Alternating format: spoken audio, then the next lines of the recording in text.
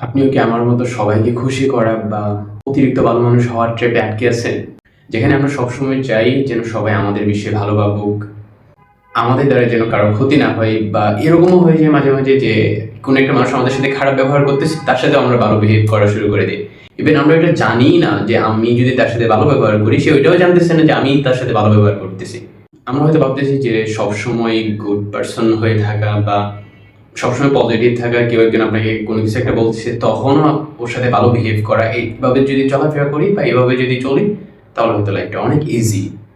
But আগে এটা জানা উচিত যে আপনি যার সাথে ভালো ব্যবহারটা করতেছেন সে কি আদৌ বুঝতেছে কিনা আপনার ভালো ব্যবহারটা। মানুষের সাথে ভালো ব্যবহার করা বা সবসময় চুপচাপ বা কাইন্ডনেস থাকা, এটা একটা ভালো দিক।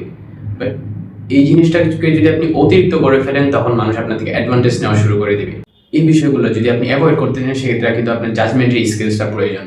লাইক কেউ আপনার সাথে যদি খারাপ ব্যবহার করে, তখন আপনি তার সাথে খারাপ ব্যবহার করলেন, বা আপনি যদি কারোর সাথে কথা বলতেছেন, দেন আপনি যদি বুঝতে পারেন যে এই লোকটা ভালো না বা সে আপনার অ্যাডভান্টেজ নিচ্ছে, দেন আপনি ওর সাথে অ্যাভয়েড করতে পারেন কথাবার্তা বলা।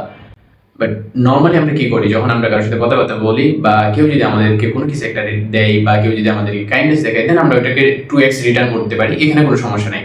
বা আমরা সবসময় বি পজিটিভ থাকার চেষ্টা করি, এটা ওকে। বাট আপনি যদি অতিরিক্ত কোনো কিছু করতে চান বা আপনি যদি অতিরিক্ত ভালো মানুষ হতে চান, সেক্ষেত্রে কিন্তু আপনার থেকে অ্যাডভান্টেজ নেওয়ার মানুষ শুরু করবে। সবসময় চুপচাপ থাকা বা পজিটিভ থাকা ভালো, বাট শুধুমাত্র যারা আপনার সাথে পজিটিভ তাদের সাথে। আর যারা কিনা আপনার সাথে খারাপ ব্যবহার করতেছে, ট্রাই করেন ওইরকম ভাবে চলা, তারা যেন আপনার সাথে খারাপ ব্যবহার করার কথা ভাবতেও না পারে বা ভাবতেও ভয় পায়, এরকম ভাবে চলাফেরা করার ট্রাই করুন।